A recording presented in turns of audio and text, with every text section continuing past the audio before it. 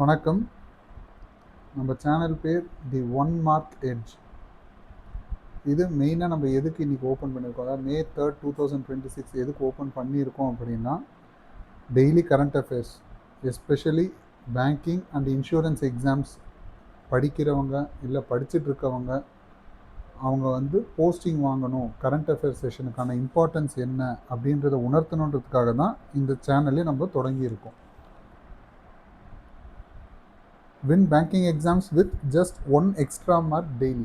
என்னென்னா, இது நம்ம டெய்லி கன்சிஸ்டண்ட்டாக படித்து ஒரு கால் மணி நேரம் 20 நிமிஷம் நம்ம டெய்லி படித்தோம் அப்படின்னா கண்டிப்பாக நம்மளால் அந்த எக்ஸாமை கிராக் பண்ணி கிளியர் பண்ணி போஸ்டிங் வாங்க முடியும் அப்படிங்கிறது தான் இதனுடைய ஐடியா. இந்த சேனலில் ரொம்ப ரொம்ப சிம்பிளாக பேங்கிங்க்கும் இன்சூரன்ஸ் எக்ஸாம்ஸ்க்கும் வரக்கூடிய கரண்ட் அஃபேர்ஸ் இல்லை அந்த ஜென்ரல் அவேர்னஸ் அந்த செக்ஷனுக்கு எப்படி நம்ம ப்ரிப்பேர் பண்ணுறது அப்படிங்கிறது தான் இந்த சேனலில் நம்ம தினம் பார்க்க போகிறோம். ரொம்பவே கிறிஸ்டல் கிளியராக ரொம்ப கிறிஸ்பாக இங்கிலீஷில் ஒன்லைனர்ஸ் மட்டும், எது in exam point of view ரொம்ப ஈஸி எக்ஸ்ப்ளனேஷனில், அதுவும் குறிப்பாக தமிழில் நான் எனக்கு தெரிஞ்சதை சொல்ல போனேன். இதன் மூலமாக நம்ம கொஞ்சம் வேகமாக கரண்ட் அஃபேர்ஸை படித்து அதை ரிவைஸ் பண்ணுறதுக்கும் நமக்கு ஒரு வாய்ப்பு கிடச்சி நம்ம ஒரு கன்சிஸ்டன்சி லெவலில் ரீச் பண்ண முடியும். அதுக்கு தான் இந்த சேனலோட மெயின். இப்போது என்னை பற்றி சொல்லணும் அப்படின்னா, நான் IBPS கிளரிக்கல் 2018, IBPS PO 2021 இது ரெண்டையும் கிளியர் பண்ணியிருக்கேன். SBI PO 2021 இன்டர்வியூ வரைக்கும் போயிருக்கேன். RRB PO 2016 and 18 நான் இன்டர்வியூ வரைக்கும் போயிருக்கேன். இன் அடிஷன் டு தட் நான் RBI assistant, United India insurance assistant, NABARD development assistant, அந்த அசிஸ்டண்ட் எக்ஸாம்ஸ்லாம் ப்ரிலிம்ஸ் கிளியர் பண்ணியிருக்கேன். மெயின்ஸில் போயிடுச்சு. இது யாருக்கான சேனல்? இது அடுத்த கொஷின் எல்லாருக்குமே வரும். இது ஃப்ரெஷர்ஸ், நான் இப்போ தான் காலேஜ் படித்து முடிச்சுட்டு வந்திருக்கேன், எனக்கு பேங்கிங் எக்ஸாம் இல்லை இன்சூரன்ஸ் எக்ஸாம் என்னன்னே தெரியாது, எப்படி படிக்கணும் அப்படிங்கிற ஒரு ஐடியா இல்லை, especially current affairs, general awareness, static banking, இந்த மூணுமே எனக்கு எப்படி படிக்கணும்னு தெரியாது, இதுக்கு எனக்கு ஒரு கிளியர் கட் கைடன்ஸ் வேணும் அப்படின்றவங்க இந்த சேனலை கண்டிப்பாக சப்ஸ்கிரைப் பண்ணலாம். ஒர்க்கிங் ப்ரொஃபஷனல்ஸ், வேறு ஒரு ஃபீல்டில் ஒர்க் பண்ணிவிட்டு, எக்ஸாம்பிள் ஐடிலேயோ IISலேயோ ஒரு நைட் ஷிஃப்ட்டில் ஒர்க் பண்ணிவிட்டு பேங்கிங் செக்டார், ஃபினான்ஷியல் செக்டார் இல்லை இன்சூரன்ஸ் செக்டாரில் வரணும் அப்படின்னு நினைக்கிறவங்க கண்டிப்பாக இதை பார்க்கலாம். ரிப்பீட் ஆஸ்பிரன்ஸ் வருஷம் எழுதி ஒரு அரை மார்க், 1/4 மார்க், 1 மார்க், 2 மார்க்கில் ஒரு போஸ்டிங்கை மிஸ் பண்ணுறவங்க கண்டிப்பாக இதை கன்சிஸ்டண்ட்டாக ஃபாலோ பண்ணும்போது நல்ல ஒரு ரிசல்ட்டு தெரியும். அதே மாதிரி home makers, ladies after marriage கொஞ்சம் பிரேக் எடுத்துகிட்டு நான் மறுபடியும் படிக்கிறேன் சார், எப்படி படிக்கணும்னு தெரியல, எனக்கு டச்சு விட்டு போச்சு, ஃபேமிலி பார்த்ததில் நான் 2-3 வருஷம் டிகிரி முடித்து எனக்கு போயிடுச்சு, இப்போ எனக்கு படிக்க முடியல, எப்படி படிக்கணும்னு தெரியல, ஸ்டார்ட் பண்ண தெரியல அப்படின்றவங்க கண்டிப்பாக இந்த சேனலை சப்ஸ்கிரைப் பண்ணலாம்.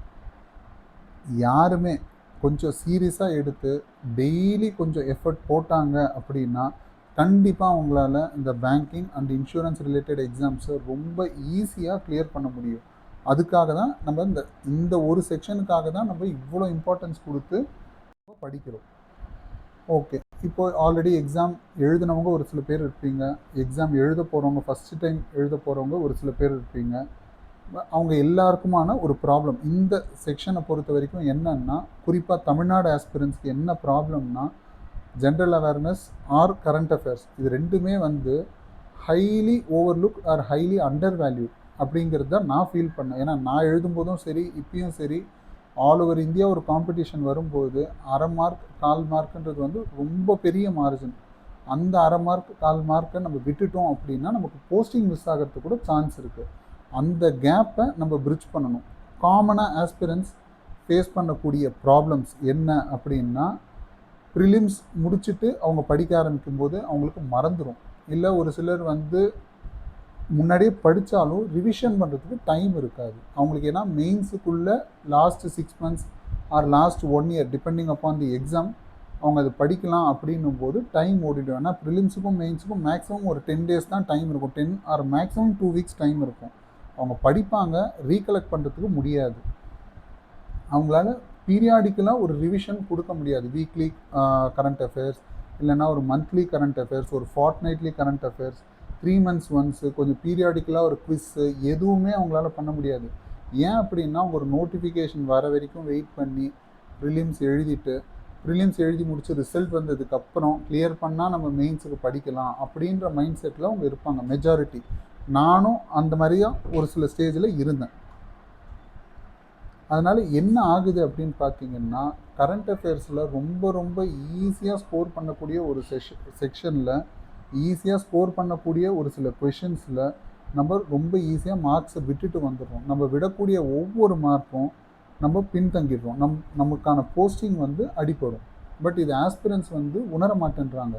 அதனால தான் எப்பவுமே என்ன சொல்கிறோம்னா, நீங்கள் எக்ஸாம் நோட்டிஃபிகேஷன் வர வரைக்கும் வெயிட் பண்ணாமல், எக்ஸாம் நோட்டிஃபிகேஷன் வர்றதுக்கு ஒரு 4 or 5 months முன்னாடியிலேருந்தே படிக்க ஆரம்பிச்சிட்டிங்கன்னா ரொம்ப சுலபமாக கிளியர் பண்ணிடலாம். கேட்குற போஸ்டிங்கை நம்மளால் அடிக்க முடியும். இவ்வளோ பண்ணியும் நான் பாஸ் பண்ணல சார், எனக்கு அரை மார்க்கில் 1 மார்க்கில், அது வந்து அந்த ஹார்ட் பிரேக் வந்து நிறைய ஆஸ்பிரன்ஸ் வந்து ஃபீல் பண்ணியிருப்பாங்க. மேபி ஃப்ரெஷர்ஸ்க்கு தெரியாமல் இருக்கலாம், பட் எக்ஸ்பீரியன்ஸ்டு ஆஸ்பிரன்ஸுக்கு வந்து ரொம்பவே நல்லா தெரியும். 0.5ல், 1 marksல், 2 marksல், 3 marksல் போஸ்டிங் மிஸ் பண்ணவங்க அந்த போஸ்டிங்கை மட்டும் மிஸ் பண்ணலை, ஒரு வருஷத்தை மிஸ் பண்ணியிருக்காங்க. ஏன்னா அவங்க திருப்பி நெக்ஸ்ட் இயர் அந்த நோட்டிஃபிகேஷன் வர வரைக்கும் வெயிட் பண்ணி ப்ரிலிம்ஸ் எழுதி மெயின்ஸ் எழுதி திருப்பி இன்டர்வியூக்கு போகிறதுன்றது வந்து ரொம்ப கொடுமையான விஷயம். அது அந்த அடிப்பட்டவங்களுக்கு அது தெரியும். மேபி ஃப்ரெஷர்ஸ்க்கு தெரியாமல் இருக்கலாம். நம்ம அதை அட்ரஸ் பண்ணுறதுக்காக தான் இந்த சேனலே கொண்டு வந்திருக்கோம். அந்த 1 மார்க் நீங்கள் மிஸ் பண்ணக்கூடிய 1 மார்க்குன்றது மார்க்கில் உங்களுடைய செலெக்ஷன். இப்போ நல்லா புரிஞ்சுக்கணும். ஃப்ரெஷர்ஸ்க்கு குறிப்பாக நான் சொல்கிறேன், நீங்கள் வந்து போன வருஷம் இந்த ஒரு பேங்க்கில் இந்த போஸ்ட்டுக்கு இந்த கட் ஆஃப் இந்த கேஸ்ட்டுக்கு இல்லை இந்த செக்ஷனுக்கு நீங்கள் பார்த்துருந்தீங்கன்னா நல்லா புரிஞ்சுக்கோங்க. நீங்கள் அந்த மார்க் எடுத்தீங்கன்னா உங்களுக்கு வேலை கிடைக்காது. அந்த மார்க் எடுத்தவங்க கடைசி கேண்டிடேட்டாக உள்ளே போயிருக்காங்க. நம்ம அதை விட நிறைய எடுத்தால் தான் நமக்கு அந்த வேலை கிடைக்கும். ஃப்ரெஷர்ஸ் கண்டிப்பாக இதை தெரிஞ்சுக்கணும். தயவு செஞ்சு தெரிஞ்சுக்கோங்க. எக்ஸ்பீரியன்ஸ்டு கேண்டிடேட்ஸ்க்கு இது தெரியும், பட் ஃப்ரெஷர்ஸ்க்கு இது தெரியாது. போன வருஷம் ஒருத்தர் 52 மார்க் வாங்கி ஒரு பிஓஓ கிளர்க்காவோ உள்ளே போயிருக்காருன்னா 52 எடுத்தவர் கடைசி கேண்டிடேட்டுன்னு அர்த்தம். 51.5 எடுத்தவங்களோ 51.75 எடுத்தவங்களோ கண்டிப்பாக வெயிட்டிங் லிஸ்ட்டில் இருந்திருப்பாங்க. அவங்களுக்கு வேலை கிடச்சிருக்கலாம், கிடைக்காமல் இருந்திருக்கலாம். It depends. Scenario on case to case basis அது வேரி ஆகும். பட் 52 தான் பாஸ் மார்க்னா கிடையாது. 52 தான் கடைசியாக பாஸ் ஆனவங்களோட மார்க். அதை நல்லா அந்த வித்தியாசத்தை புரிஞ்சுக்கோங்க. இப்போது இந்த கரண்ட் அஃபேர்ஸினுடைய ஒரு முக்கியத்துவம் என்ன அப்படிங்கிறத freshers as well as experienced candidates, கொஞ்சம் பிரேக் எடுத்து வரக்கூடிய ஆஸ்பிரன்ஸ் எல்லாருமே உணரணும். கரண்ட் அஃபேர்ஸுன்றது மேக்ஸிமம் மெயின்ஸில் கேட்குறாங்க. ஒரு 35 questions or 40 questions or 30 questions என்னமோ. அது ஒரு ஹை ஸ்கோரிங் செக்ஷன். இன்ஃபேக்ட் அது வந்து ஒரு ஈஸியாக ஸ்கோர் பண்ணக்கூடிய ஒரு செக்ஷன். எந்த ஆஸ்பிரண்ட்டுமே டெய்லி கன்சிஸ்டண்ட்டாக ஒரு எஃபர்ட் போட்டாங்க அப்படின்னா அது வந்து ஹை ஸ்கோரிங் செக்ஷன். இந்த ஒரு செக்ஷன் தான் செலெக்ஷன் மார்ஜினையே மாற்றும். ஆனால் அது ஆஸ்பிரன்ஸ் உணர மாட்டேன்றாங்க. எப்படின்னா, நீங்கள் இன்டர்வியூவே கொஞ்சம் சுமாராக பண்ணியிருந்தீங்கன்னா கூட ரிட்டனில் நல்ல மார்க் வாங்கியிருந்தீங்கன்னா கண்டிப்பாக அந்த எக்ஸாமை கிராக் பண்ணுறதுக்கான சான்சஸ் ரொம்ப ரொம்ப அதிகம். இது வந்து எக்ஸ்பீரியன்ஸ்டு கேண்டிடேட்ஸ்க்கு நல்லா தெரியும். பட் இதனுடைய ஃபேக்ட் என்னென்னா, நிறைய மார்க் உங்களால் ஸ்கோர் பண்ண முடியும். கம்பேரிட்டிவ்லி மற்ற செக்ஷனை விட இந்த செக்ஷனுக்கு நீங்கள் ப்ரிப்பேர் பண்ணுறதுக்கான டைம் வந்து ரொம்ப கம்மி. பட் ஸ்கோரிங் பார்ட் வந்து ரொம்ப ஜாஸ்தியாக இருக்கும். இதை தான் டாப்பர்ஸ் வந்து யூஸ் பண்ணுறாங்க. டாப்பர்ஸ் வந்து இந்த செக்ஷனை ஃப்ரம் டே 1 அவங்க வந்து நோட்டிஃபிகேஷன் வர வரைக்கும் வெயிட் பண்ண மாட்டாங்க. வந்து ப்ரிலிம்ஸ் எழுதி பாஸ் பண்ணதுக்கப்புறம் நான் பார்த்துக்கிறேன் அந்த ஆட்டிடியூட்லேயே இருக்க மாட்டாங்க. ஃப்ரம் டே 1 அவங்க வந்து இதை எப்படி கிளியர் பண்ணுறது அப்படின்னு தான் பார்ப்பாங்க. டெய்லி படிப்பாங்க.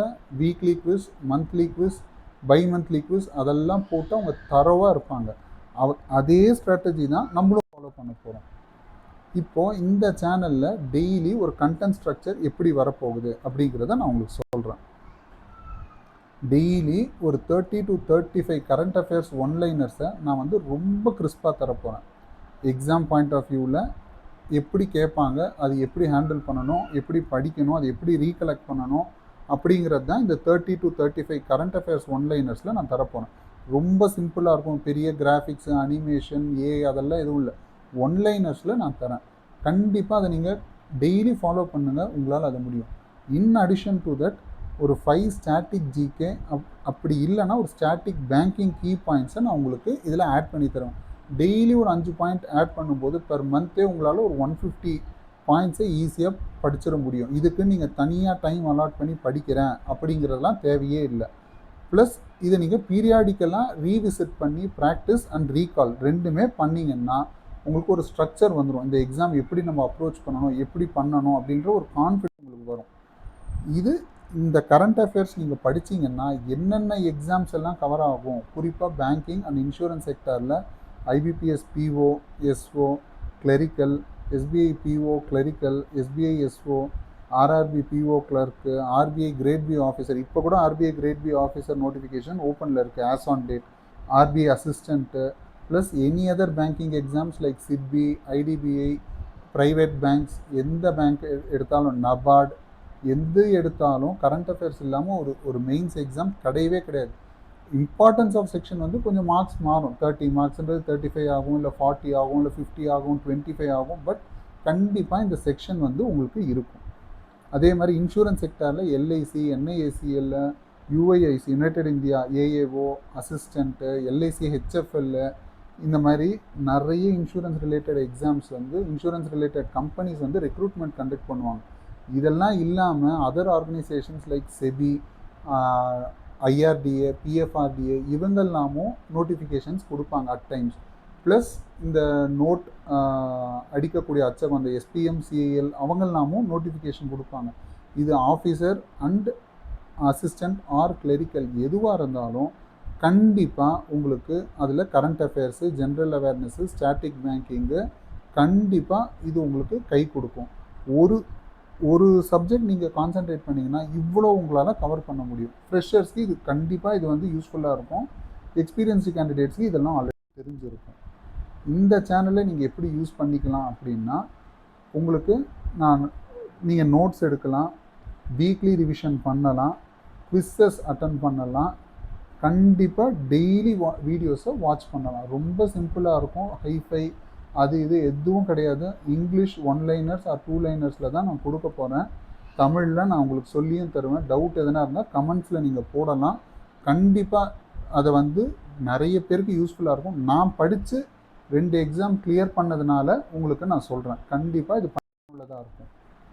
இது ஒரு ஃபைனல் மெசேஜ்.